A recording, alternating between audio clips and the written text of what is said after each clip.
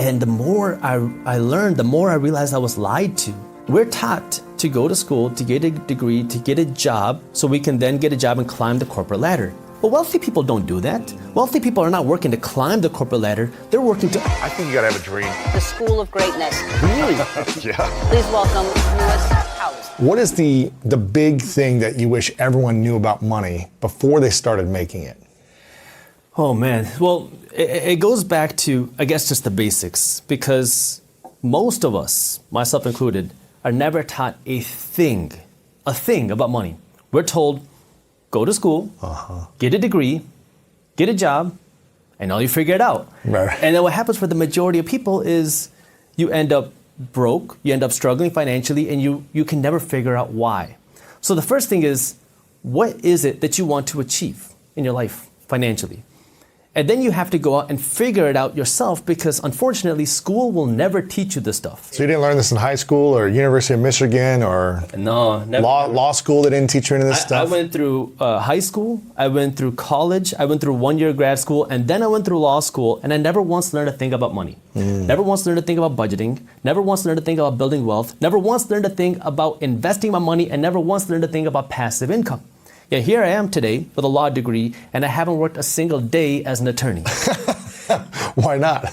Well, it doesn't make sense for me financially, and it's not my purpose. So, I grew up in a traditional Indian house. Right. Doctor, lawyer? Well, for me, I had two options: doctor or failure. Those are the two options that I had. Right. My parents are immigrants from a state in India called Punjab, and my parents came to the country with very little. And so, I saw my parents work their butt off every single day. If my dad got a Saturday and a Sunday off, it was considered a long weekend.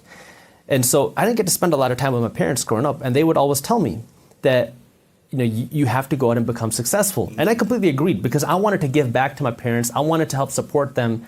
And I figured, okay, if I want to become successful, I should follow the steps that we're told to become successful. What are those steps?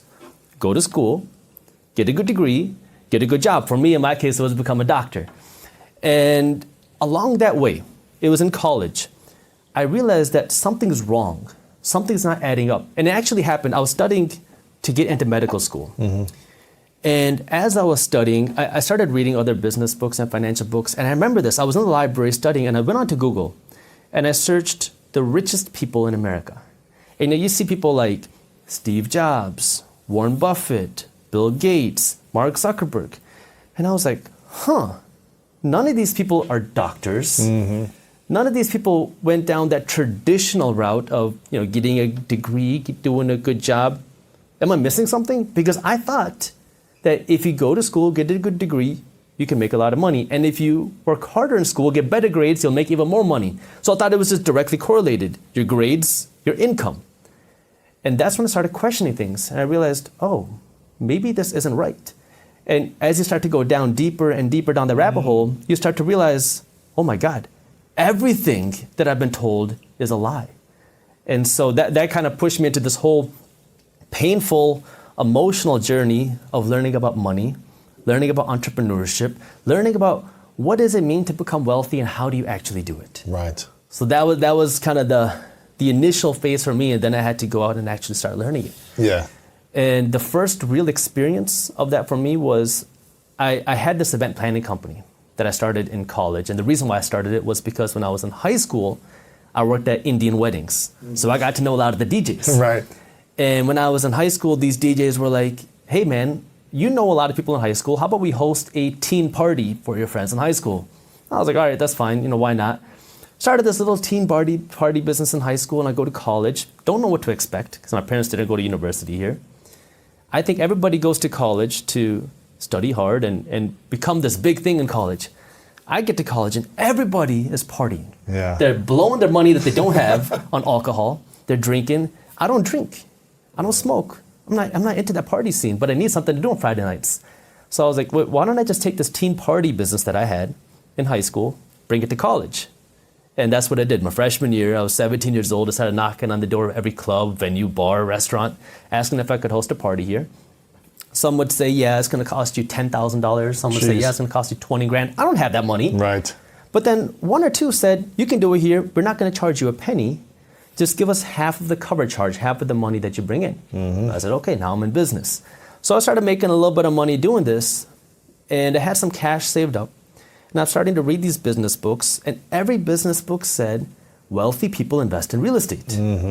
I don't know what that means. I don't know any real estate investors. My parents aren't investors. And so I was like, okay, if wealthy people invest in real estate, maybe I should invest in real estate. And this was right after the 2008 crash, and I'm in Michigan, where real estate was hit extremely hard. So I was like, all right, I would like to invest in real estate. I'm studying for my medical college admission test. I start going to Google because I'm bored while I'm studying for this exam. I'm reading about the Forbes richest people. None of them are doctors. None of them are people that work the traditional path. And I have this idea to start investing in real estate. So I started looking at real estate in between my study sessions. And on August 22nd, I took the medical college admission test, the MCAT. On August 23rd, I closed on my first real estate investment property. Wow. How old were you? I was 19. Holy cow. It was $8,000. Was the investment? Was the price of the condo. The condo was $8 grand? $8 grand. How'd you get a condo for $8 grand? This is right after the 2008 crash. Wow. You got it on foreclosure or what? It was out of foreclosure. That same condo was selling for about $150 grand just a few years prior. Come on. Yeah. And so I came in. It was actually listed on sale for $8,400. I made an offer for $4,000. They came down to $7,000, and I was still trying to push them lower. But then they said they had another offer on the table. I didn't want to lose it, so I said, I'll give you $8 grand, right? Wow. So I bought it for $8 grand, put in a few $1,000s worth of work, and I leased it for $600 a month. And now all of a sudden, my mind was blown because I kind of had this idea of what entrepreneurship was. I had never heard that term until I came to college, but I was running this event planning company, and I'm starting to learn about this thing called entrepreneurship. And now I had this condo that's generating me this like almost passive income. I say almost because I was making a lot of mistakes in the beginning. But now I'm like, wow, this investing thing is very unique because I never learned this in school. My teachers never taught me this. But why am I working so hard in school? I mean, I want to become a doctor so I can ultimately make money. Now I start having this, I talked about an emotional dilemma. Why am I becoming a doctor? Okay, I want to make my parents happy. Check. I want to be successful. Check. Do I really want to be a doctor? Maybe. And now I'm starting to question my actual beliefs. Because if I become a doctor, how do you make money? You treat people. I kind of have this entrepreneurial mind. I want to become successful. How do you make more money? You treat more people. So it's like, this kind of runs into a dilemma because if I'm trying to maximize my income as a doctor, I got to maximize how many patients I see. Maybe that means I don't get to give the best value to each individual patient. But as a human, I want to provide the most value possible. So I started to kind of face this dilemma where maybe I'm becoming a doctor for the wrong reasons. Interesting. And then I run this idea by my parents. I don't want to be a doctor. And they're like, absolutely not. My dad was angry. My mom was furious. It took my mom about 1.5 years to believe that her son was not going to be a doctor. Oh, man. And when I say it was tough, like my parents would tell all their friends, Jaspreet's not going to become a doctor. Oh, wow. You're not becoming one. I'm not going to become one. Now I'm getting calls from my family in India. I'm getting calls from my family across the States. What are you doing? You're a disgrace to your family. Exactly. Oh, I hear that again and again and again. But I was like, this is not for me. And I started to realize that there's more to this thing. So now I started to go down this financial education journey. And the more I learned, the more I realized I was lied to. Like, we're taught to go to school, to get a degree, to get a job, so we can then get a job and climb the corporate ladder. But wealthy people don't do that. Wealthy people are not working to climb the corporate ladder. They're working to own the corporate ladder. I didn't even realize that you could do that. Now, you can climb the corporate ladder and work to own the corporate ladder at the same time, but it's a different mindset, right? Right. Most of us are taught to get that degree so we can do one thing, climb the corporate ladder, earn a bigger salary. But if you only rely on your salary, you're just one step away from being broke. Because if you lose your job, something happens to you, you can't work or your company goes down, you lost your salary and now you have no income coming in, and now what? You're scrambling for a job, maybe you have some savings to help take care of you. Right. Or if you haven't been saving and you just spend on things all the time and you have no savings, then you're really screwed. You're going into credit card debt, right? And now you're trying to figure out how do you make things work. And by then it's too late. This is where you got to be proactive. And now I'm just like, this is crazy. Why was I never taught this? I was never taught about wealth. I was never taught about investing. I was never taught about this sort of financial education. But why aren't we taught this? And that's when I realized it's very profitable to keep people financially uneducated. It's profitable to keep people poor. Interesting. What would you say is the main system that keeps people poor then? It goes down to so many different things. The banks profit when you're financially uneducated because they'll keep you saving money in the bank. They'll keep you in consumer debt. If the banks lived by their own advice, which is save money, the banks would be losing money. When you go and deposit $1,000 in the bank, that cash that you deposited is a liability for the bank. An asset is something that puts money in your pocket. A liability is something that takes money away from your pocket. So when the bank has your cash, it's a liability for them. They want to get rid of it as fast as possible. And the way they do that is by lending it out because it's an investment for the bank. They don't want to hold on to cash, but they want you to save your money. You want you to give them cash. Right. And just leave it there. Leave it there. And what's happening to your cash while it's there? It's losing value to inflation each and every day. Every day that you keep your cash in the bank, you're becoming poorer each and every day. Now, it's funny. I made a video on this in 2016. It was my first video to go viral. It was called You're Guaranteed to Go Broke If You Do This. And I was talking about inflation at 2 to 3%. If you keep your cash in the bank, you're going broke every single day. Now, here we are. 8.5%. 8.5%. Yeah. And now people are starting to realize, wow, this inflation is a real problem. And so now when you keep your cash in the bank is paying you 0.01%, maybe 0.5% if you're lucky, and they're turning around lending it for 5%, 6%. And so the bank does not want to keep that cash in savings because it's a liability for them. They want to keep you spending money on their credit card because now they'll get to earn 18 to 25% in interest every time you spend $1. Wow. Governments want you to be financially uneducated because when you're financially uneducated, guess what? You are an employee and you're a consumer. Who pays the highest taxes? Employees and consumers. Everybody knows that rich people don't pay taxes. It makes people angry, but a lot of times we don't understand why. Right. And we get angry at the wrong things and the wrong reasons. Yeah. But the more you make as a business owner, until you're like uber rich, I feel like you're spending a lot on taxes.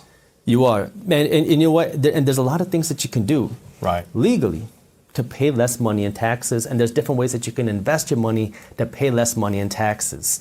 So I'll give you a couple examples. Yeah. Let me start with this. Tax avoidance and tax evading are two similar words with two very different outcomes. This is one of the first things that you learn in law school. Tax evading is illegal. Yes. You go to jail. Yes. Tax avoiding is legal, and then you get hated for doing that. But this is the way it works. But you're playing within the rules of the system. And if you learn the IRS code, it's a rule book. Mm-hmm. And the people who understand the rule book are the people who have the money to hire the good accountants and the good attorneys. But you're not an accountant, but have you studied the I have studied a lot of tax law. Really? Yeah. And so what happens is wealthy people will understand how this works, play within that system, and pay little to no money in taxes. What are 3 things that people who are making $500,000 and above should be doing to avoid taxes better? So let's start with, I'm going to assume that you have either some sort of your own income, you're a side hustler, or you are a business owner. Yes. So if you make $500,000, let's assume that's profit. You are taxed on income. So if you take out a salary, that's going to be taxed. Now the question is, what is a tax deduction? Or the better question is, how can you make something a tax deduction? Because anything can be a tax deduction if you know how to make it a deduction. Mm-hmm. So that's the question that you have to ask yourself, because if you don't have an income, you don't have any tax. Right. So this is what wealthy people are doing. So I'll give you an example of it being done, then I'll show you how people can do it on a potentially smaller scale. Elon Musk, he is probably the biggest example of this. He never got paid a salary running and owning Tesla. He got paid in stock options. So these stock options were Was this even before it was public? This is, I think it was around the time that it was public, or maybe a little bit before. Okay. But he's been getting stock options for a long time. Sure. But the stock options that he gets, or originally got, were at $6 a share. So when the stock went up to $1,000 a share, and he was given millions of these stock options, now he has on paper a lot of money, but that money isn't in his bank account. Mm-hmm. So what he does is, instead of selling it and having an income, he goes to the bank and says, hey, I have these stock options which are worth billions of dollars. How about you give me a loan? at 3, 4, 5% interest, no bank is going to say no to that because the value of this is so much, the billions of dollars. I mean, you can make the number smaller, but no bank is going to say no. He takes that loan, pays 3 to 4 to 5% interest on it, and if his company grows, his stock value grows by 6%, he just made a profit on that. He didn't have to take any money out, never took an income, doesn't pay any taxes, and is able to now spend his money, live free, buy whatever he wants, live rich, and not pay a penny in tax. So he didn't have to sell any of the stock, because if he sold it, he'd pay an income tax right when you sell it. Instead, you get a loan out from the bank. And you don't have to pay tax on that loan. When you go and get a mortgage You're to buy a getting home, into debt. it's debt. It's not taxable. It's not income. If you go and refinance your home, it's not income. It's cash that you have in your pocket, but it's not income. You're taxed on income. So now your job now as a business owner is strategically, how do you not have an income? Now you might say, well, I need money to spend. Sure, of course you do. But how can you now strategically use your income to pay for your lifestyle? Now, again, it's got to be within the rules, so talk to a tax advisor. But right now, after the pandemic, one of the things that the presidential administration wants to do is encourage people to eat out, eat at restaurants, because restaurants were hit so hard by the pandemic. Right. So what did they do? They created a 100% deduction on food through 2022. So if you go out to eat with your team, it's a 100% deduction. It's all write-offs. It's a write-off. I'm here in San Diego. Well, we're in LA right now, but I'm here on a 2-month business trip to San Diego with my business partner. I have to rent a car. I actually got a Ford Mustang because I always wanted a Ford Mustang when I was a kid. That was like my dream car. So I got one here with a convertible. Nice. And we have to go to business meetings. We have to go out and explore San Diego, do these things. My business partner is my wife. We're staying in an Airbnb in beautiful San Diego. Guess what? These things are tax deductions against my business. I'm here working. When you're an entrepreneur, everything is work. Yeah. Now the question is, how do you spend your money in a way that is going to give you a tax write-off? But you have to be smart here, because you don't want to just blow $500,000 so you don't have to pay 150 grand in taxes, right? Like my accountant called me up last year and said, Jaspreet, you need to go out and buy a G-Wagon. I said, what? I don't want to buy a G-Wagon. Why? He said, well, there's this tax deduction going on saying if you go out and buy a heavy car, it's still going on right now. If you go out and buy a heavy car, you can deduct up to 100% of that value of that vehicle right now. Really? And because you're an influencer, you can potentially claim that as an influencer, you need a G-Wagon to help you support your lifestyle. The tax code allows this. And I was like, well, I don't want to go out and spend 150 grand for a car that I don't necessarily need just so I can save, let's just say 50 grand on those taxes. So you have to be smart here and know what's right for you and not just spend your money to spend $1 to save 25 cents. Right. So you just need to know the right strategies that can work for you. And these things change over time, which is why the best thing that you can do is go out and hire a tax accountant, a tax advisor, somebody that isn't just going to file your taxes, but someone that's going to help guide you and say, all right, here are some things that you could potentially spend your money on. Here are where there are more benefits coming this year, next year, things that you want to do. And so there's going to be times where it's going to be more beneficial for you to spend money. There's going to be times where it's going to be more beneficial for you to take in money. And, it's all a game. Yeah. And this is what wealthy people understand. It's all a game. And a lot of people hate that, this person's not paying taxes, that person's not paying taxes. But at the end of the day, what you have to remember is somebody else wrote the tax code. Yeah. All that people are doing is they're trying to learn, okay, this is what the tax code is. What do I do? And, and then you kind of get into the other philosophical questions. Who's going to do better with 100 grand, the government or me? If I have 100 grand in my pocket, I can go hire an employee or two. The government's going to, spend that money wherever they spend it, and pennies will end up actually going to help people. I'm all for helping people. I think that's very important. As soon as we hit 1 million subscribers on YouTube, what we did was took my team, we went out to a teacher store, and essentially I asked them, hey, can we buy everything in your store? Wow.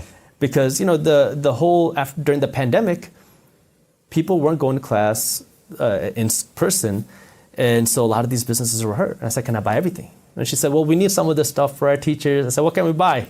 So then we went out and bought a big chunk of the store. Mr. Beast style. Mr. Beast style. It was a fun video. Took the team out kind of as a celebration. We bought a big chunk, took it out to a school in Detroit, gave it to them for free. And then I asked the principal there, as a friend of mine, I said, how many teachers do you have? I said, okay. And I gave every one of his teachers a $500 check to help them help support their students. Giving is important. But, you know, it goes back to the tax question of who does a better job with their money, right? Entrepreneurs who are working to create more jobs, who are working to produce more value, or the government, which, you know, may not be so good with their money. Absolutely, yeah. So you started doing the real estate thing early. Are you still a massive investor in real estate? Or what's your approach on it now? Yeah. So this is an interesting question that you asked, especially right after the tax question. So real estate is one of the best tax games for investors. That's one of the reasons why wealthy people love investing in real estate, because not only can you get cash flow, but you also get tax benefits. I started investing in real estate when I was 19 on accident. I went through a lot of pain. I remember when I told my dad first, hey dad, I want to go invest in real estate. He was like, you're stupid, go study, go become a doctor. So I started investing in real estate then, and I continued to buy homes. And I remember, because remember, this is right after the 2008 crash. I was buying homes for like 30 grand in good areas. I remember home prices went up to $50,000, and I was like, that's a lot of money for a home. I didn't know anything else, right? That's all I saw. And so to me, I was like, that's expensive. But I continued buying, and I still am buying, but not as much as I was before, because now I've been working on a couple other businesses. And so what I'm realizing is, okay, when I invest my money in real estate, my goal is to get a 7% cash on cash return on my money. Meaning for every dollar I invest, I want to get 7 cents back in cash flow, positive cash flow every year. If I invest 100 grand, I want $7,000 of profit every single year. Well, I'm an entrepreneur, right? So I'm working on a couple of different companies, one of which is Market Briefs. And so now I'm in this position where, what do I do with this cash? I can take this money, put it in real estate, get a 7-8% return on my money, or I can put it in Market Briefs, which would be a bigger tax deduction, because now, you know, if I spend money in advertising, I spend money in marketing, I hire more employees, we have a smaller profit, but then I can grow the company significantly faster than 7% a year. So what I've been doing now is investing more of my money into Market Briefs, because it's something that I'm super passionate about. Like, I love real estate. I love revitalizing homes and buildings and really helping to build the neighborhoods through that. But Market Briefs had such a different value in the sense that we're making financial news accessible, because, you know, I didn't grow up learning about money. Right. And CNBC looked cool, but I never understood anything that was happening there. They have all these confusing terms that are going on. So it's a way to make financial education and what's going on with money more accessible to people, because I'm realizing how important that is to me, because the more and more I talk to people, the more the people listen to what I say, the more I hear, oh my God, I wish I would have learned this when I was younger. I'm like, yeah, I know, me too. And so it's like, it's important for me to help get that message out there, because it's so needed. You know, we talk about, especially in Detroit, food deserts, where there's areas people can't get access to healthy food. But this money desert, this financial education desert, it's so widespread, where none of us are taught a thing about money. And it makes me angry, because if I didn't accidentally start reading these business books, if I didn't accidentally start investing in real estate, I would be somewhere completely different. You know, I have a lot of friends who are doctors now. They're working their butt off. They're also paying the highest taxes. They're also trying to figure out how to afford my lifestyle, because when you go and become a doctor, you make a good salary. But guess what? Now you have big student loans you got to pay back. Yeah. And now a lot of times you want to live that doctor lifestyle. You want to have the G-Wagon, you want to have the Range Rover, you want to have the nice car, you want to have the nice home. So now you graduate, you're 28, 29 years old, you have $500,000 of student loans you got to pay back. You're making a few $100 grand a year, but you're working your butt off. It's very stressful. And now you have all these new expenses, your homes, your cars. And how much does that $500,000 in student loan actually become after 30 years of paying it off? Oh man, yeah, over $1 million. Really? Yeah. So it's really, it's not $500,000 in loans, it's $1 million in loans that you're paying off for 30 years. Yeah. Right? Exactly. With the interest. And I want to add on that point, because the thing about student loans, you know, we talk about who do you trust, where do you get your information from, right? Everybody, the system, it says go to school, get a degree. If we don't have money to get a degree, what do? Get student loans. I started looking deeper, right? You start asking the question, why? The number one liability for young people nowadays are student loans. And the government always talks about how we have this huge student loan epidemic, this huge student loan problem. But the number one asset on the United States balance sheet are student loans. Really? This blew my mind. You go to Google, search this. The assets on the United States balance sheet, number one asset. You'll see student loans are their number one asset. So on one hand, we have people talking about the importance of higher education, the importance of going into debt to get your degree. And then at the same time, that's your number one asset. It's holding so many people back from buying a home, from living their lives, from doing things, investing their money. Yet at the same time, it's keeping the government rich. Wow. This is where, that mindset, you have to start thinking a little bit differently and start asking questions to the status quo, to the system, to the way things are done. And, if you're like me, you're gonna get a little angry. You're gonna get frustrated because you're gonna realize, what the heck? Why are people not taught this? Why are we not taught how to use our money? Because nowadays, people are paying $50,000 a year to get a good college degree, but at the same time now, YouTube is decentralizing education. Free. For free. And you can learn from anybody you want. If you don't like the way that I sound, hit the X button, go to somebody else, right? Exactly. And it doesn't cost you a penny. You can learn from anybody, people who are actually doing what they teach, and you can learn from the comfort of your home. Now, Jaspreet, your channel is really inspiring, and you've interviewed and also just done your own research individually on a lot of these different topics about money. You've interviewed the top people on Bitcoin and cryptocurrency, investing in gold and stock trading and real estate and starting your own business and all these different things. With all the information that you've brought into your life, all the mistakes around money, the successes around money, the wisdom you've learned, the things you've tried, maybe the things you haven't tried. Yeah. If you could share 5 things you wish we all taught when we were younger about money. Yeah. With all this information that seems a little overwhelming and confusing, especially today with the NFT world and the crypto and all these different things. And what do you wish we taught everyone from the ages of 10 to 20? Sure. 5 different things around money. First thing would be, what is money? Because money, as we know it, is fake. Our dollars are just pieces of paper. I grew up thinking that our paper dollars are like the holy grail. You want to save this money because it is the most valuable thing there is. As I became older, I started to realize that that's not the case. Our paper dollars are just pieces of paper. It's fiat currency, which means it's issued by the government, and the value is backed through the strength of the government. Now, we're lucky here that the United States is the world's superpower. We have the world's strongest military. We have the world's strongest economy. But we can't stay on top forever. And inflation is when the value of your dollar goes down. So these dollars, which many of us think that if we hoard this, we'll become wealthy, save your money to wealth, is actually keeping you poor, and it's making you poorer each and every day. So the first thing you have to understand is, what is money? Second thing you have to understand is, what do wealthy people work for? And most of us, the majority of us, are taught to work to get a job and climb that corporate ladder. But wealthy people are doing something completely different. They're working to own the corporate ladder. They're working for something called equity. And this thing really blew my mind, because wealthy people are not working for that paycheck. They're working to own a piece of the company. That way they can get a piece of the profits. So the best way to understand this is, a lot of times people complain about how much money I'm making. I wish my boss paid me more. And this is where, if you start to understand the system, you'll start to ask the right questions.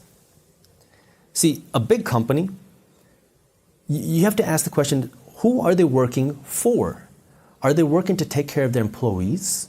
Are they working to take care of their customers? Neither. They're working to take care of one person, their shareholders. It's this concept called fiduciary duty. Right. I learned this in law school.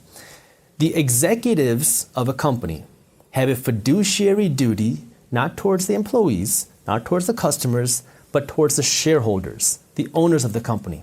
Now, what that means, an easy example of this is, you're going out to dinner with your girlfriend or your wife, and you're on a date, and you get a text from one of your good friends, say, hey, let's go play Fortnite right now.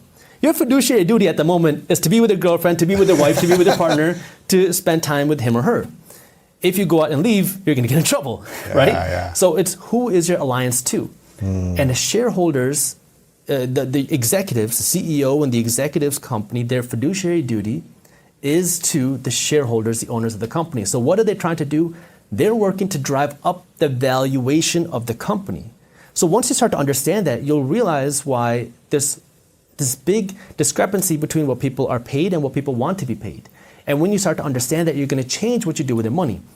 That's why I said a minute ago or a little bit ago, wealthy people are working to not climb the corporate ladder, but own the corporate ladder. So how do you get that equity, that ownership?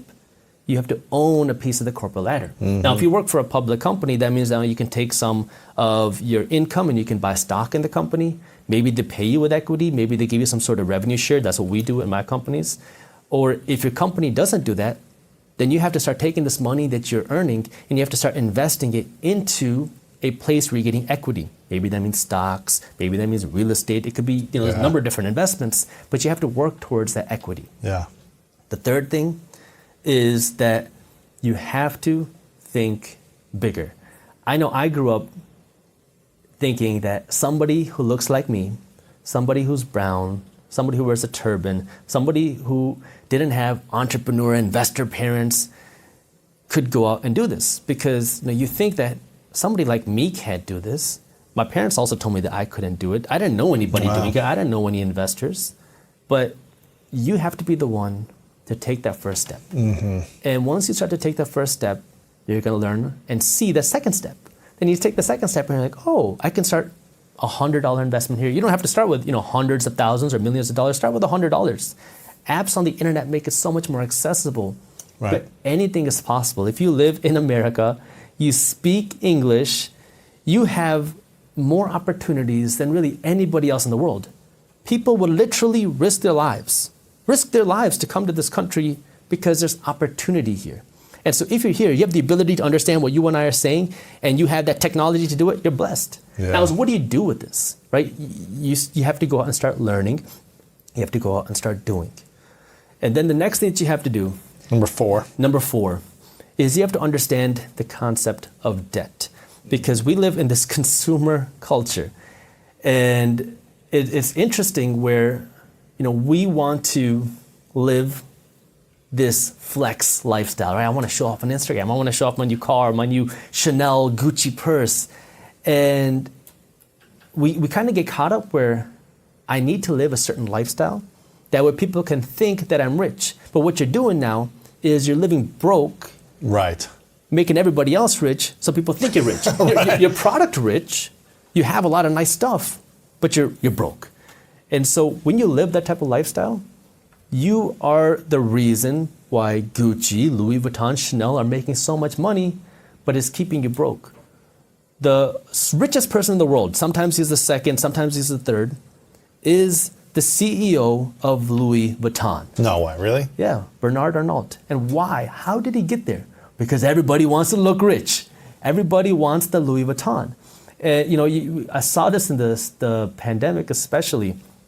We were in a recession in 2021, but luxury sale of products were breaking new records. Come on, really? They're breaking records in 2021. Why is that? Stimulus checks went out. People had cash. And some people used that money to save. Some people used that money to pay down debt. Some people invested that money.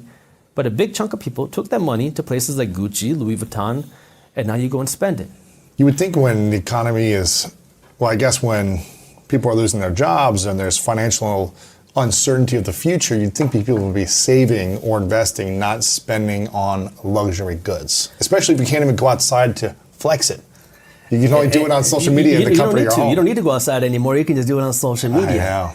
And so if you don't have the cash to do it, people are going into debt to buy it, and it's becoming easier and easier because of now things like buy now, pay later. Right. It is one of the fastest growing industries in fintech. I love financial technology, but it breaks my heart. I mean, it rips my heartstrings when I see the growth of this buy now, pay later, because what does that mean? I can go out and buy anything I want, not pay for it today, pay it off over 3 months, and then if I don't, I get slapped with 25% interest.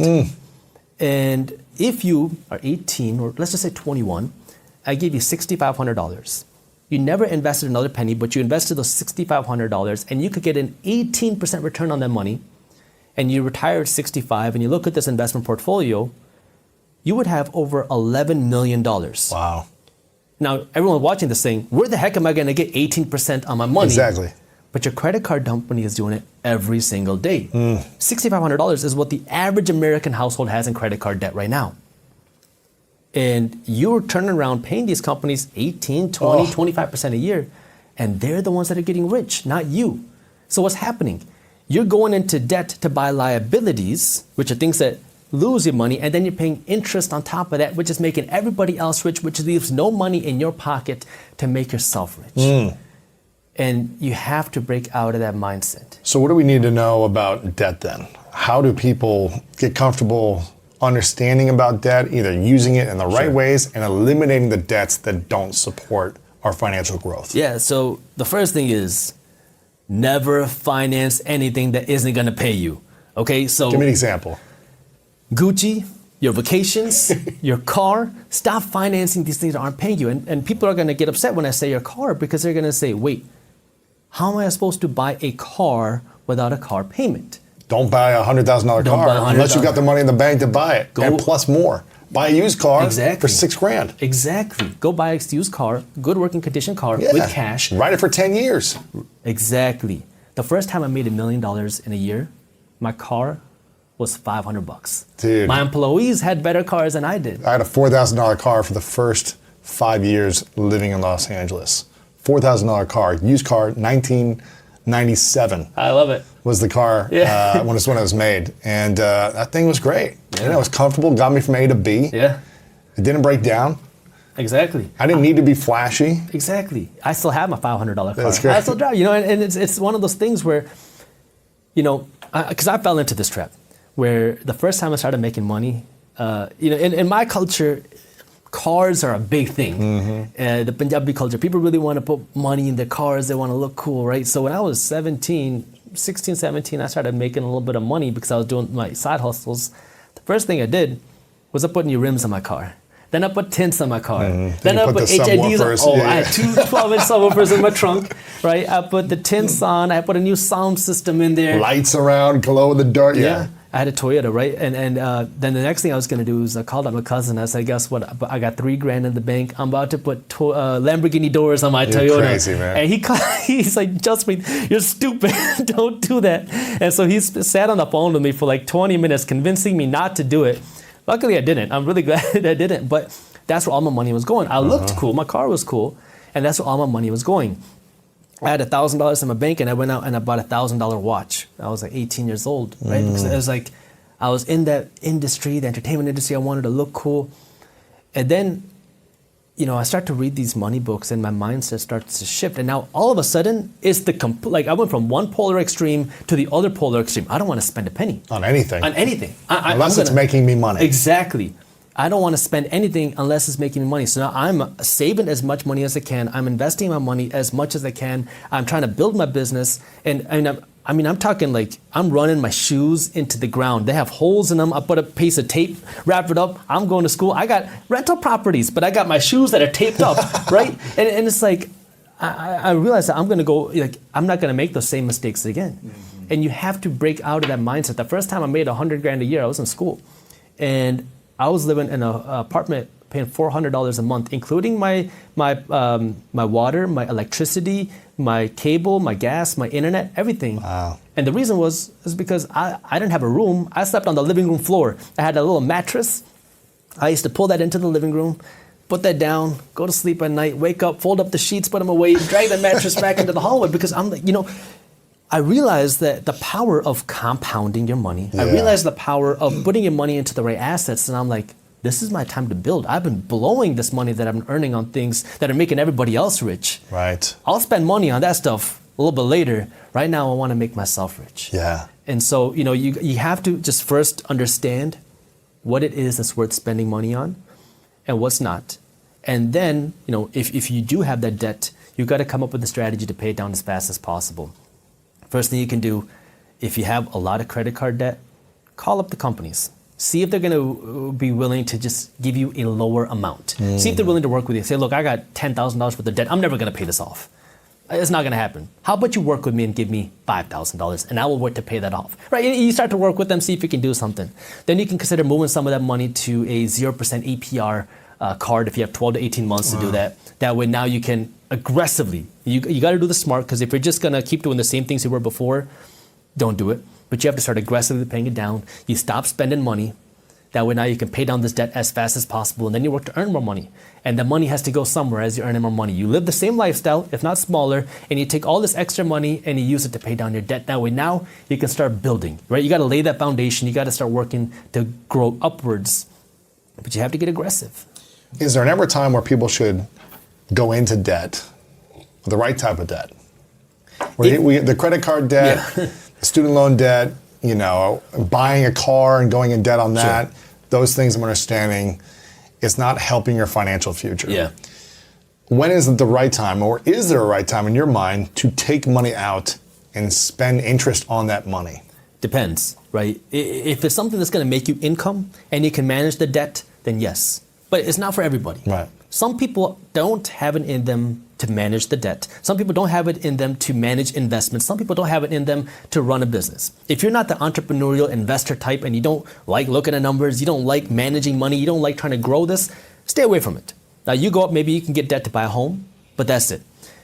But if you are more the entrepreneurial type, you have it in you that you want to grow. Now, if you're using debt, you should only be using debt to buy something that's paying you with income, something that's going to make you more money. Do you have any debt out right now? Right now, I do not.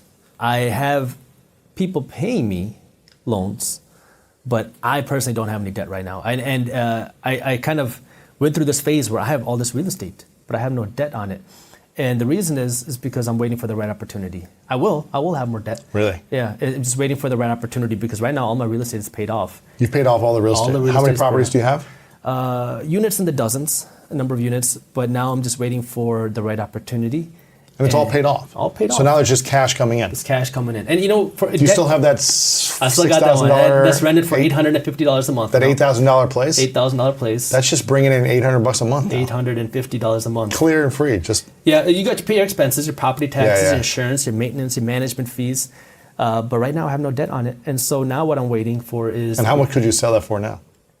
Probably 100,000, 120. I mean, I don't know the exact, but something in that range. It's not bad. Yeah, I mean, it's crazy, because when I buy real estate, I never look at what can I sell this property for. I'm looking for one thing: cash flow. Cash flow, yeah. And so this is a big mistake that leads people into a lot of problems in real estate, because when you start buying real estate, hoping that you'll be able to sell it for a higher price in the future, and things don't go as planned, then what? Yeah, you're screwed. Now you're screwed.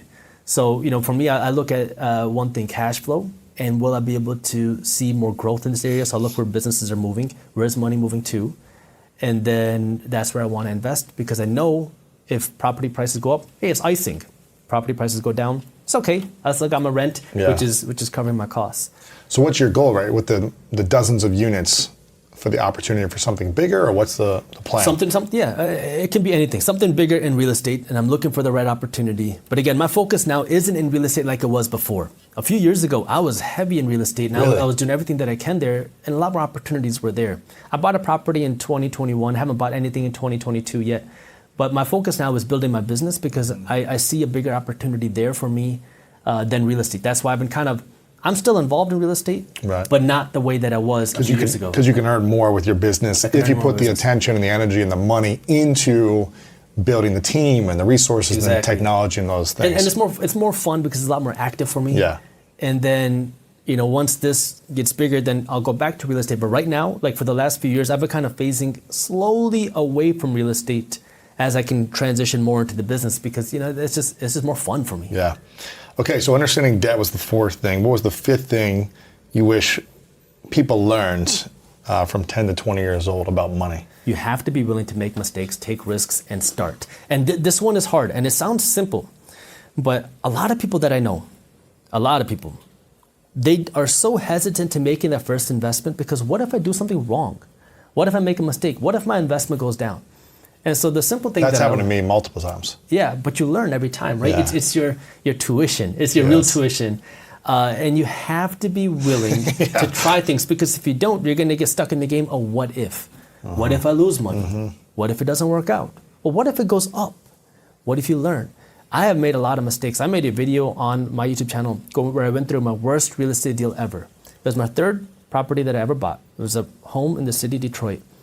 And I made every mistake possible. Now, I'm still in college, right? I don't know what's going on exactly with real estate investing. And I mean, I bought the property, and I bought it because my contractor at the time told me that we can make a lot of money on this deal. We'll be able to rent it out. We could flip it if I wanted to. And he was like, don't even worry about getting a home inspection. Now, when I buy a property now, the first thing I do is I get a property inspection where somebody walks through the deal, makes sure, a third party, an independent person, and they tell me anything wrong with the property in the foundation, in the plumbing, in really anything with the property, so I know what I'm getting myself into. And so he told me don't do that. He said, don't worry, I already walked through. He's a contractor, so I figured he knows what he's talking about. All you have to do is spend $5,500, and I will make sure this property is ready to go. Wow. So I said, okay, let's do it. So I bought the home.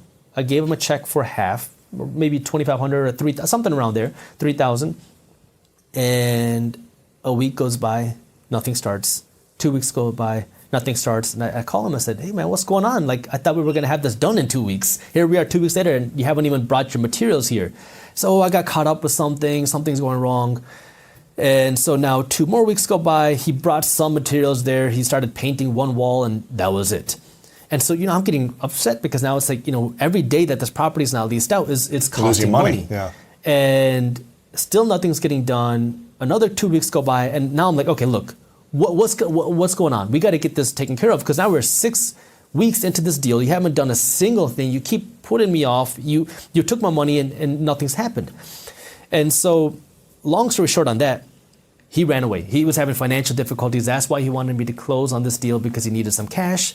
And now he's gone. So now I have another property that somebody was working on, a manager, and he was having some issues at my property. He was causing some problems. So I figured, he's causing problems there. How about you come work at this property, and you need a home. You can live in this home for free. Fix it up. Just fix it up. Yeah. And so he said, okay. So now I thought, all right, I found a good deal here. I got somebody who'll fix it up. He'll live there, take care of it, and it's going to cost me less money. And so now he's living in this property, and he's like, how about this? How about you just open up a charge account at Home Depot, and I'll just go buy stuff and take care of it at the home. I said, okay. So I go open up this charge account. He starts buying materials, not to work on my home, but to work on other people's properties. Oh my gosh. So now I'm like, dude, like, you're spending my money to go work on other people's properties so you can make double profits over there. You haven't started any work on my home. You're not paying me rent. You have a dog that you're not taking care of who's pooping everywhere in the property, man. And it's not being taken care of. And so now, how do I get somebody out of this home? I got to evict him out of my own property. There's no lease in place. So now we got into all these legal issues of how do we get this person out of the home. We get him out of the home. It took me months to get him out. The property now is destroyed. Trash. Oh man. There's crap, literal crap all over the home. He damaged the place, did not take care of it, and now it's like we have to start all over from negative to start fixing this property up. So now we start fixing it. I got a licensed and insured contractor. We're months into the deal, and he wants, I don't know, like a lot more money, at least 10 grand, if not more, to start doing the renovations. And we start digging deep, and we start to see problem after problem after problem. So now every cost keeps adding up. Now the home is ready to go. And I'm like, all right, fine. And everybody told me, Jaspreet, don't license this home with the city of Detroit as a rental, because nobody does it. And this is, again, after the 2008 crash, Detroit went through its bankruptcy. They were having their own issues, but I don't like to play games. I want to play by the rules. So I said, I'm going to get a license for rental. When you get a license for rental, they're going to send their own property inspectors out to the property, and they're going to inspect it and make sure that it's okay. So now the property inspectors come out, and they say, I need to lift up the home. So what do you mean, lift up the home? They're like, oh, yeah, we need to raise the home. I don't even know that you could do that. Apparently you can, and it's very expensive. Wow. So I lift up the home. And then we start running the water in the property, and it turns out that the water is not draining to the main city line. Apparently, somebody previously living in this property had poured cement down the main drain. Now, in order to get this property working, we have to bust out the cement in the basement, take out this pipe, put in a new pipe, re-pour the cement, and then these property inspectors start disagreeing with one another. One person says that you need a 10-foot electrical riser, so we make it 10 feet. The next one comes, says, why is it 10 feet? It needs to be 13 feet. I'm like, your first person said 10. And now they start fighting with each other, and we have to keep paying for these inspectors to come back. They keep charging me permit fees for everything. If I want to paint the windowsills, it's a $100 permit fee. Change the smoke detectors, $75 permit fee. So this goes on and on and on and on for months. Finally, now we're approved for rental. I was like, oh my God, like this is the biggest headache of my life.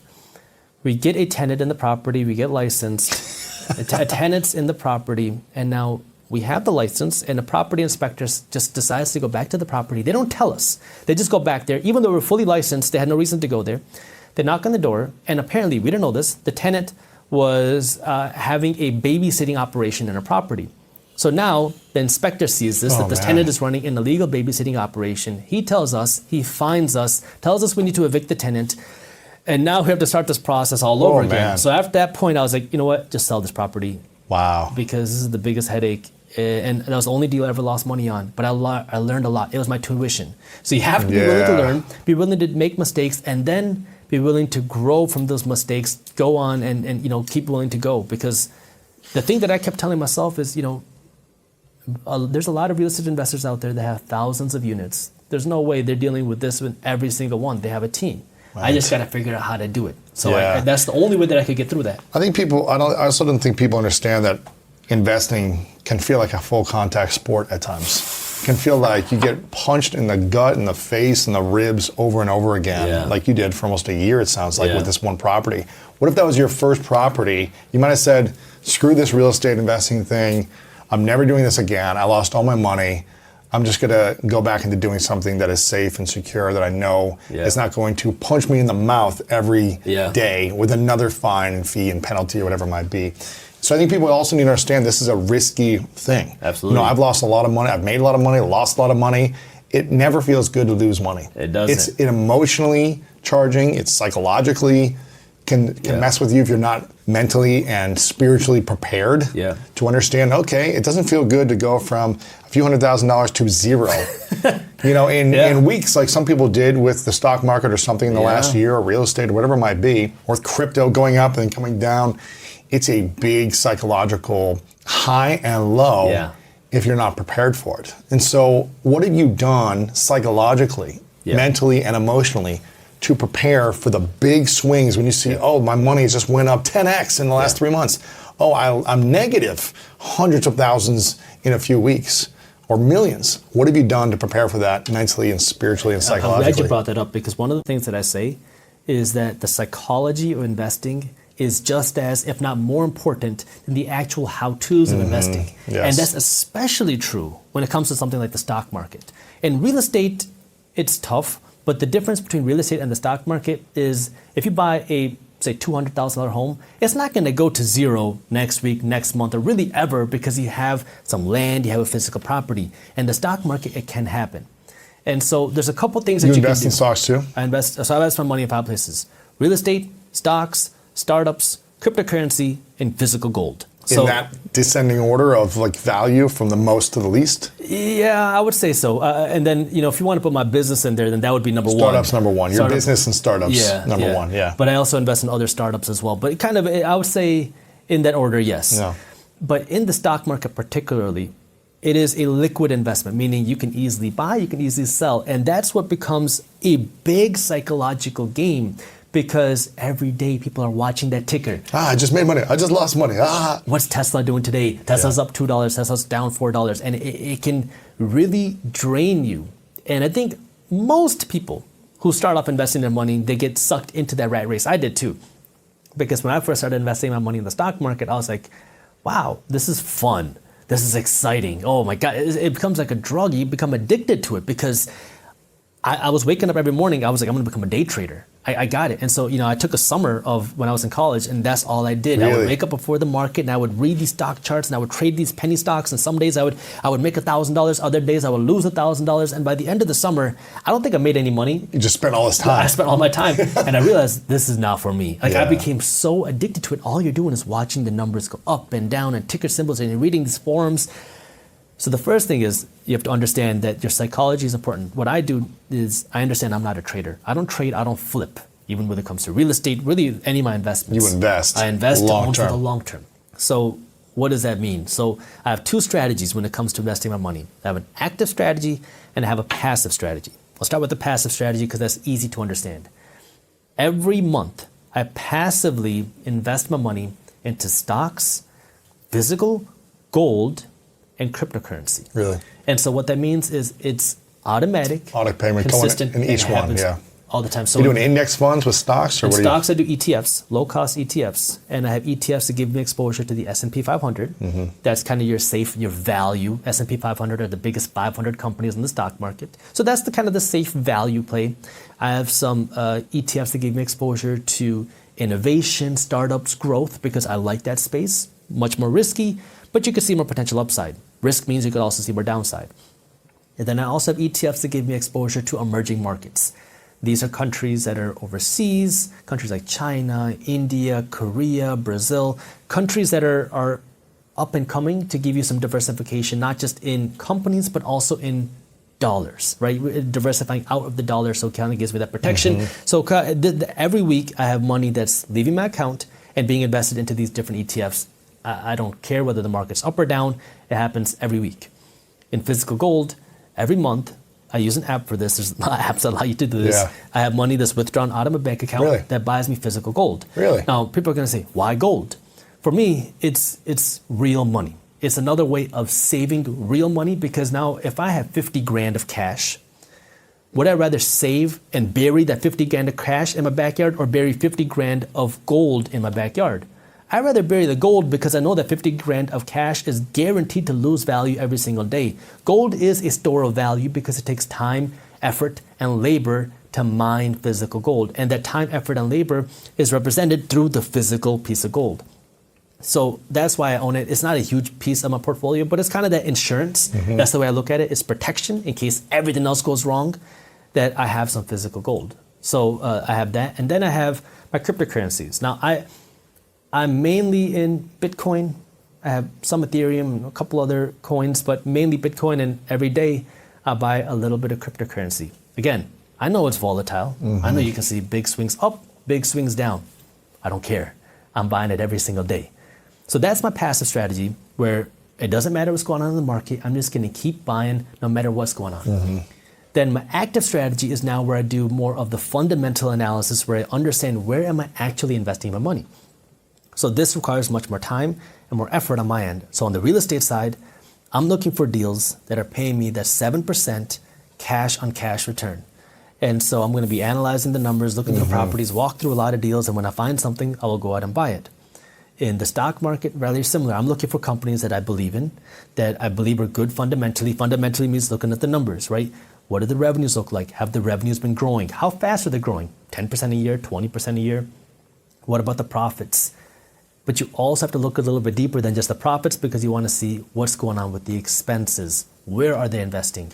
Are their expenses going up because the cost of business is becoming more expensive?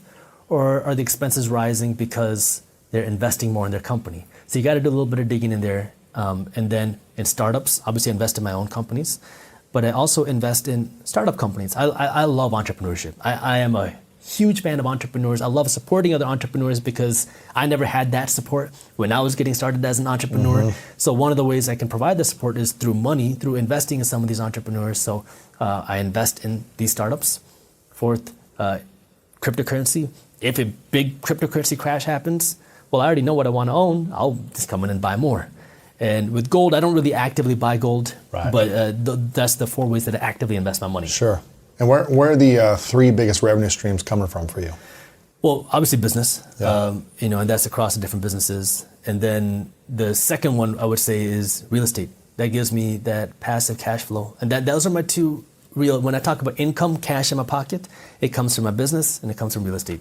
That's where my cash comes from. Nice. Yeah, it's pretty simple. And what's the number 1 revenue generator in your business? Is it from YouTube? Is it from the newsletter? Is it from some other course or coaching? Or So the business is divided up. I have my personal brand, which is Minority Mindset, right? That's me on YouTube. That's my blog. And then I have market briefs and market insiders. So number 1 would probably be my personal brand. And now I don't think that's going to last very long, though. My personal brand is doing well because I've built up this big following on YouTube, which was completely, it's funny, it's accidental. I never wanted to be a celebrity. I never wanted to be famous. I never wanted to be known. I started YouTube on accident. I was, we talk about risks, making mistakes. I've always been an entrepreneur, and I went through a lot of different business ideas. And one idea that I had, it was in the year of my grad school. I was taking a class on public speaking, and my friend, my roommate at the time, he was like, "You got to watch this show called Shark Tank." I was like, "Okay, whatever. I don't watch TV." He's like, "But watch this show called Shark Tank." And it's all about people pitching business ideas. And this class that I was taking, we had a project where I was supposed to pitch a product to the class, kind of like Shark Tank. I was like, that's easy. I do this like with my friends all day and night long. That can't be hard. So I kept putting it off. I'm a procrastinator, especially when it came to school, because my mind was always somewhere else. And so now, one day I was late to class, like normal. I pick up my backpack and I start running because I was like, I'm a couple minutes late. And it's raining this day. And as I'm running to my class, I stepped in a pothole filled with water. Now my foot is soaked. I sit down, I'm like, I'm wet, my socks are wet, I'm uncomfortable, and the teacher just goes, "Jaspreet, it's your day." I'm like, "Your day for what?" She's like, "It's your day to present." And I was like, oh my God, I forgot. And so, obviously I don't tell her this, but I go stand in front of the class, and I'm like, "Jaspreet, think of something, anything, just think of something." And so the first thing that comes to my mind were my wet socks. So I go up in front of the class, no practice, no preparation, and I pitch this idea of water-resistant socks. That way now you can be an athlete, you can walk around and not have to worry about stepping in puddles. I sat down, I was like, "Nice job, Jaspreet." But that's actually kind of a cool idea. So I go home and I started Googling, water-resistant socks. And they had these like really thick, uncomfortable looking things that people wore when they go fishing and stuff. But nothing made for like athletes, people to wear in their regular life. So I was like, oh, maybe I'm onto something. So then I spent a lot of time trying to develop this technology, working with textile engineers, working with sock manufacturers, and I created a water-resistant sock. And now I go to launch this company, and I got approached by a marketing company, quote-unquote marketing company, and they said they're going to help me blow up my sales, they're going to help me do all this stuff, they're going to help me make all this money, and I was really skeptical. And then they said, "Don't worry, we have a 100% money-back guarantee. If you're not completely satisfied, if we don't make our money back, you can get all of your money back." Well, I said, "Okay, that sounds pretty good." So I gave them money. It was a few grand, I think like $3,500, which was a lot of money. And the next day, after I gave them the money, I had a bad feeling in my stomach. I was like, I'm a marketer. I like the way I can promote products. I just something didn't seem right. So I call up the guy and I say, "Hey man, I know that we haven't started yet. Look, I just want to have my money back. I want to end this on amicable terms before you guys spend any money. Let's just end it now." And he said, "Okay, no problem." Puts me on hold, and I was in the gym at the time, and I was really frustrated because I was between sets, and he puts me on hold for a long time. And then all of a sudden the phone line goes beep. Ooh. And I was like, oh, something's not right. So then I call up the other number I have, they don't pick up, I start emailing them, and I never hear from them again. Found out I got scammed. They were a fake company. Ooh. So now I was irritated. I launched the company. We had an amazing launch. I don't remember exactly, but in the first 30 days, we did over either $17,000 or $20,000 in sales right off of the gate. Mm-hmm. And I had this like kind of chip on my shoulder. I was like, that's not cool. Like, nobody supported me as an entrepreneur. Nobody wanted me to do this, especially when it came to the sock business. I mean, there were so many jokes thrown at me because they're like, "Oh, you left medicine to go sell socks." Right. It's like, right. I was just so frustrated by it. And I was like, people don't see what I see. They don't have my vision. I want to do something to help other people like me. So I put out this course on Udemy, $7, on how to launch a business without getting screwed over. I didn't really care about making money. I just wanted to help people because I was so angry. And people loved it. And they were like, "Dude, can you please start a social media page, start an Instagram page?" And I did it under the alias Minority Mindset. The whole idea being just thinking differently than the majority of people, because that's what I thought I always did. From the point where I started hosting parties and started going to the parties to then buying real estate when everybody was out blowing their money they didn't have in college, to now starting this company. I was like, I have this thing, Minority Mindset. So I called it that. And then I said, okay, I'll start an Instagram page, just posting the same stuff, like just here and there, like things that I wish I would have known about starting a business and about investing and money that I wish someone would have taught me. And then everyone says, "Jaspreet, I like this. Can you make long form content? Can you create a blog?" And I was like, well, English is my second language. You're not going to like my writing. So no, I can't start a blog, but I don't mind talking. So I'll start a YouTube channel. So then I started this YouTube channel called Minority Mindset, and that slowly, organically started to grow. And I never started it with the intention of making money.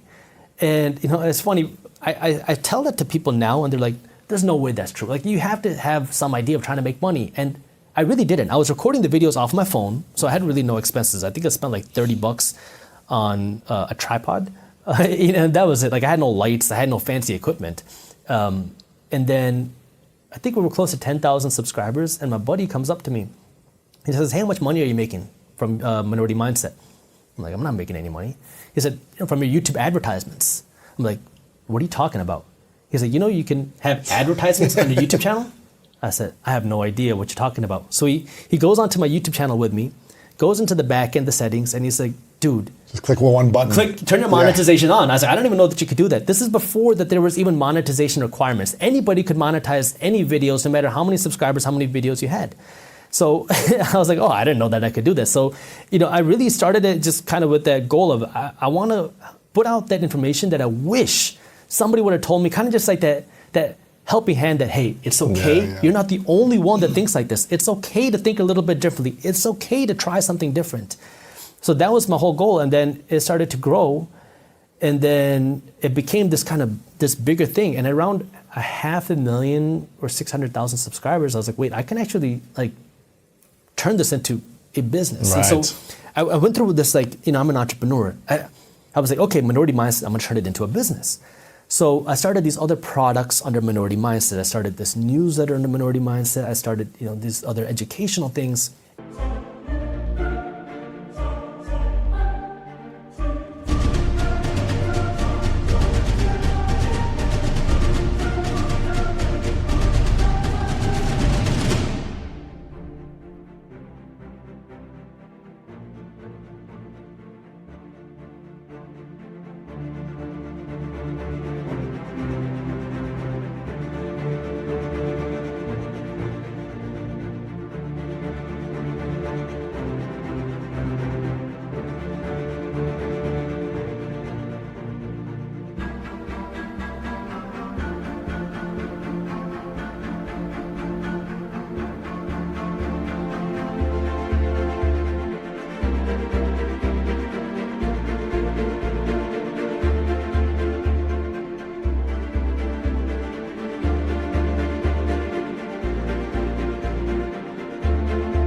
And it started to get really confusing to me because I was like, what is Minority Mindset? I'd be walking down the street and people will come up to me and say, dude, you're Minority Mindset, man. You really helped me out. You saved my life. You helped me get out of debt. And it made me feel really good. Like, I could not believe people knew who I was. I remember one time I was with my dad. We were in Arizona and we were getting acai bowls, which are absolutely delicious, by the way. And we're in line and this guy sees me walk into the store. He was riding his bicycle. And he races across the street to come inside of me. And he goes, Jaspreet, Minority Mindset, is that you? And I was like, yeah. And my dad's right there. And he just puts his arms around me, hugs me, and he's like, dude, you changed my life. You helped me out so much. You got me out of this position. And I was like, oh my God, no way. Like, right. And my dad looks at me. He's like, people watch you? Wait, you're not a doctor? That's okay? Yeah. And so it was like, that was like that realization that, oh my God, like people are actually paying attention. You don't, obviously, you see the comments, you see the subscribers. Until you meet people in person, you really don't know. Exactly. And that it's a crazy feeling. And that time, especially just because, I saw my dad light up and he was like, he was shocked. And that's when I was, I can actually do something with this. So I was creating these products under it, but I was getting confused because what is Minority Mindset? Is it a company or is it me? And, as the entrepreneur, I was like, I'm going to build a company. I'm going to turn this into something. But everybody assumed I'm Minority Mindset, which made it very hard to build a company out of it. And so this was 2021 in December. I decided to go on a thinking trip, and I'd never done this before. And I really recommend this to anybody who can do this. Mm-hmm. I went to Boca Raton, Florida, and I was there for about a week. And I separated myself from technology, people, everything. And I lived in this really tiny little apartment, and all I had was a bicycle and my notebook. I've done this before. It's a game changer. Oh my God. And so what I would do is I'd ride my bike to the beach in the mornings. I sat there for a couple hours with my notepad and I just started writing down my thoughts. And from everything, not just business, my mental health, spiritually, what do I want out of life? What's important to me? What's happiness? Just starting writing things down. And I would get to the business financial stuff and I started asking minority mindset, question mark.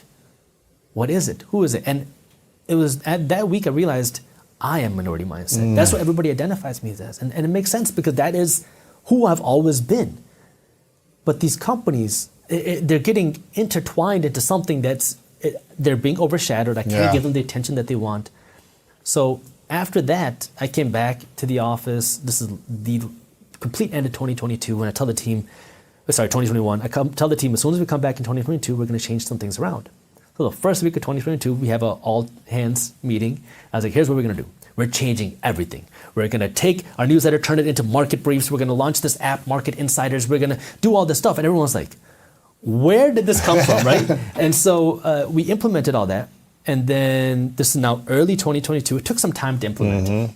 Market Briefs now becomes its own company, its own newsletter where we're providing financial news that's accessible. I talk about accessibility of financial education. For me, that is the biggest thing because I never understood those big terms. What does the 10-year yield going up 40 basis points means? It doesn't make any sense to somebody who's getting started. Yeah. So I want to make things accessible. So that's what we do. We break it down in a fun, witty email that you're actually going to want to read. Like you're going to look forward to reading this email, and it's completely free.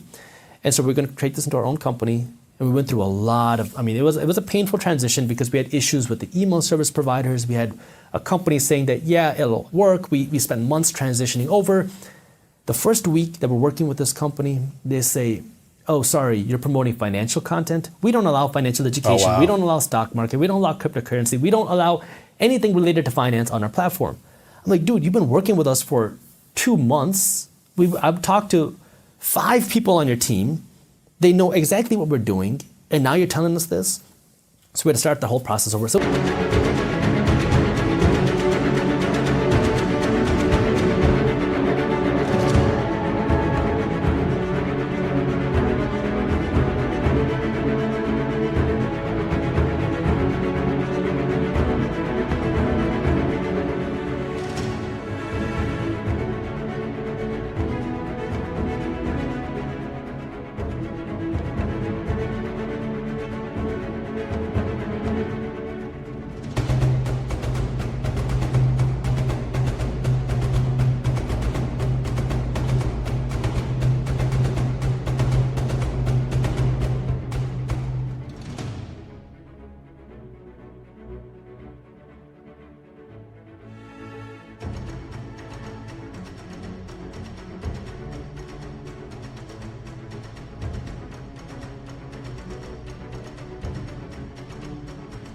it was a big, it was a part of an entrepreneur. You get punched in the mouth. Yeah. Big mess. We go somewhere else.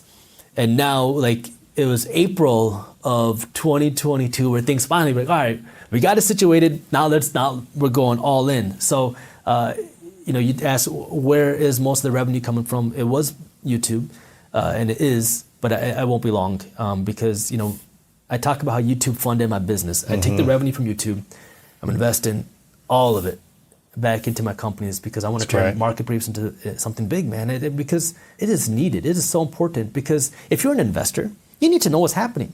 And you want to be aware of what's happening. You don't got time to go through Yahoo Finance, Wall Street Journal, Forbes, CNBC, all these different companies. And then you have to parse through all these headlines, see what's important. And then you have to dissect what's actually happening.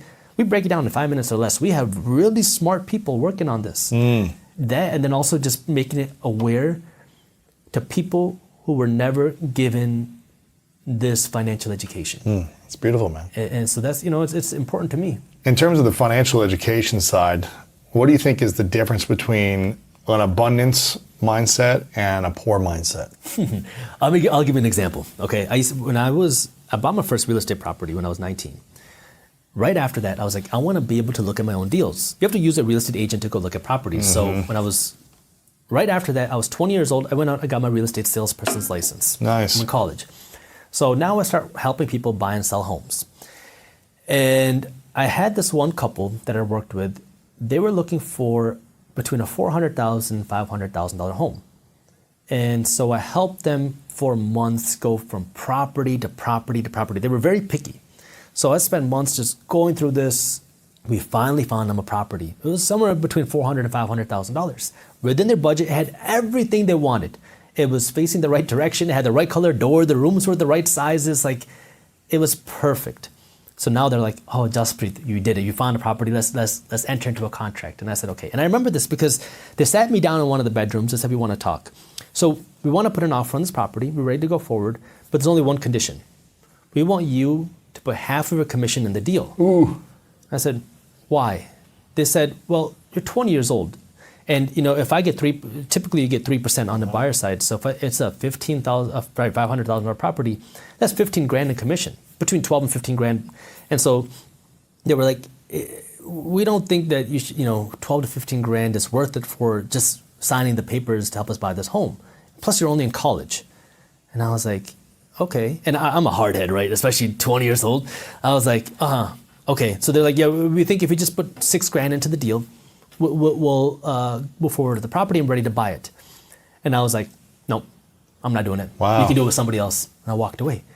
And a month later, were not able to get the home because they weren't able to do the paperwork fast enough. They called me back up. The wife calls me and she says, "Jaspreet, we weren't able to make it work, but we found another property. Would you be willing to show it to us?" I was like, "No." So that was, what a limiting mindset is. The first thing is you're looking at what somebody else is making. Instead of looking at what you could get, you're counting someone else's money instead of seeing what you can do yourself. So you're jumping over dollars to pick up pennies. Right. And that's the first idea is you're so worried about what's going on around you, but instead you should be focusing on you. What value do you get? The second part of that is a growth mindset. So, I talk about living below your means, which is important, especially when you're in the early phases of trying to build your wealth, right? You need to be saving your money, investing your money. You too, we were kind of extreme, right? Where it's like every penny we have is going to be invested, it's going to be put back into us because this is our time to grind. Yeah.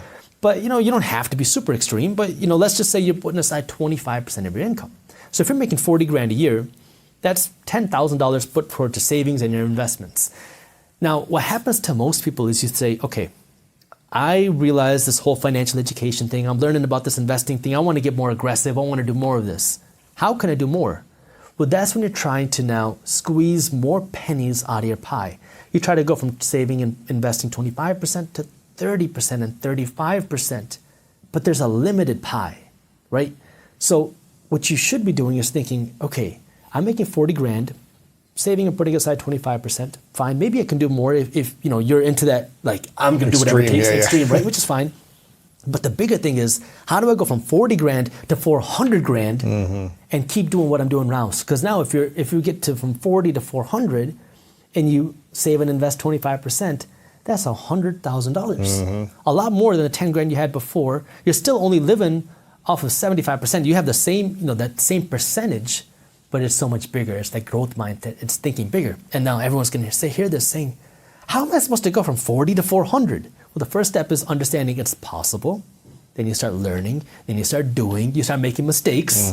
And then you learn from your mistakes and you fix them. But until you break through that mindset and you realize that it is possible. I can do this. No matter where I come from, what I look like, what my background is, it's possible, but I need the right education. YouTube has made it so much more accessible. Read books, start learning, and then you start taking steps. It's not going to happen overnight, but you'll start taking steps towards that. Right. And so it's about building that growth mindset of understanding that there's something that you can do. I love this, man. So much good information here.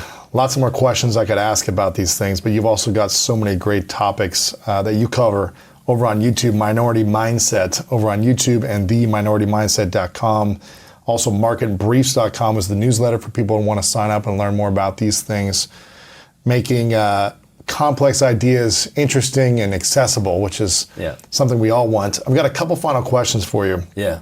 This one is something I ask everyone at the end. It's called the 3 truths. So imagine a hypothetical scenario. It's your last day on earth. You've actually made your parents proud, even though you weren't a doctor, but you've been doing the thing that you love doing for the rest of your life. But eventually, it's the last day for you, many years away. And you've got to take all of your information with you, all of your content, your newsletter, your YouTube, anything you create, it's got to go with you. So no one has access to your information anymore. Your written words, your video, your audio message. But you have 3 lessons you could share with the world, and this is all we would have to remember you by, 3 truths, what would you say would be those for you? Yeah, first I want to get to that. My parents are very happy now. I'm sure my they mom are. actually works with me now too. That's great, yeah. But getting onto that. Now they can brag about yeah, you, right? exactly. The first thing is think bigger. And the reason why I say that is because a lot of times we hear that, think big.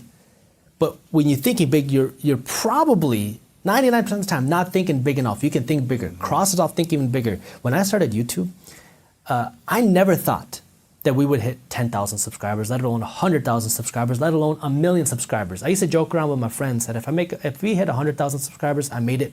If I hit 1 million subscribers, I'm gonna shut the channel down. Because it's not possible that 1 million people are gonna watch this weirdo on YouTube talking about guacamole, talking about financial education. There's not 1 million people that wanna do that. I'm a big thinker. I'm an entrepreneur. I've always thought big, yet here I am with these limiting beliefs of myself. And I think I'm this person who thinks crazy, who thinks big.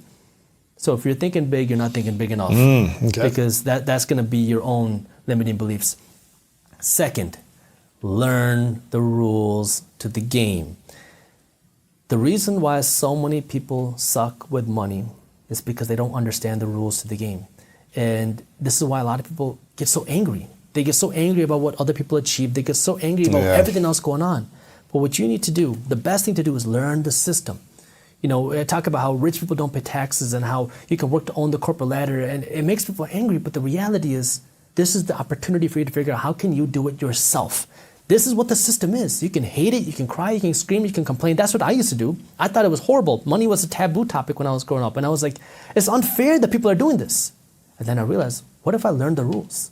And you can apply it to yourself. And third, be willing to make mistakes. Yeah. Try. Anything is possible, but you have to be willing to try, make mistakes, and keep getting better each and every day. I love that, man. It's a grind, but anything is possible, man. Jaspreet, I want to acknowledge you for a moment, man, for taking this mission on. I think a lot of people are scared to think about money, to talk about money, to save and invest. I think people are just scared of money in general. And the fact that you're diving into this, making this a part of your mission to educate, to entertain, to inspire, to inform people through many different formats, again, from YouTube to social media to your newsletter and everything else you'll be creating in the future. I think it's really inspiring to see someone, again, from your background, who may be someone who people wouldn't think would be talking about these things. And you're diving in and you're making it accessible with your unique perspective and personality. So I want to acknowledge you for making the minority mindset really something that people can grasp and understand and start applying small steps and hopefully making it bigger over time. And you know, and the thing is, money is a taboo topic, not just in my culture, but a lot of cultures. And the reason why it becomes so taboo is because we're insecure about our own money. And so we create these smoke screens. Don't talk about it, don't worry about it. But at the end of the day, we're all working for a paycheck. And if you don't think that's true, tell your boss not to pay you, right? Yeah. But the thing that you have to understand is how money plays a part in our lives. Because I'm not saying money is the most important thing or the only thing. It's one factor of our lives. You have to be physically healthy, mentally healthy, spiritually healthy. And when you have these things, that's when being financially healthy, being financially fit can have the biggest impact. I call it my quadruped triangle. And it kind of goes in that order. Because if you are physically, if you're on your deathbed, you're morbidly obese, it doesn't matter if you have $10 million in the bank. The only thing you care about is being healthy. If you are mentally depressed, you're anxious, you're struggling with these mental issues, dude, more money is going to make you more miserable. You got to do whatever it takes. Go into rehab, go get a therapist, go do whatever it takes at whatever cost, because more money is not going to fix that. And people try to think that I'm struggling with these mental health issues. If I go make $1 million, I'll be happy. People will like me. It's a big lie. You're going to be more miserable. Then you have to be spiritually healthy. Spiritual health does not mean you have to be religious. For me, it's what is your purpose? Why are you getting up every single day? What's the reason of getting out of the bed? And that's going to keep driving you to live a fulfilling life, whether it's for 10 grand or $1 million or 10 million, it doesn't matter. Once you have those three things, that's when being financially healthy has the biggest impact and the biggest power, because now you can live a fulfilled and a happy life. And the money is just the icing, man. It's just icing on the cake. The cake is everything else. You can't take good icing, put it on a crappy cake, and expect the cake to taste good. Right. You got to build a good cake first, and then the icing just makes it that much better. That's a good principles, good foundation. I love that. It's all about food. I love food. If you can't tell. Okay, final question for you. What's your definition of greatness? Always striving for better. Always wanting to be a little bit better every single day. Jaspreet, thanks, man. Louis. Appreciate it. Good stuff, man. One, I would scrape off that you don't know anything. Two, I would invest everything you can in you. It's tax deductible. You never lose it. A person's personal appreciation will always be bigger than any other asset class. I love that. Okay, Bitcoin can't match it. Real estate can't match it. My personal asset appreciation will always, it is infinite